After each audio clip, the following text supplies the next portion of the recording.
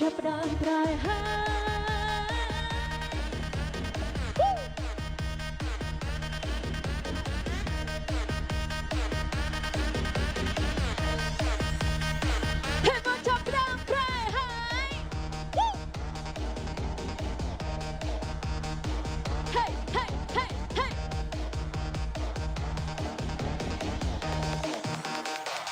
យបងចាប់ផ្ដើមប្រែហើយបងផ្លាស់ប្ដូរគ្រប់យ៉ាងព្រោះគេមានលុយឡើងគេអាចឆោមយកបងពីអូនអធិពលដល់ឡា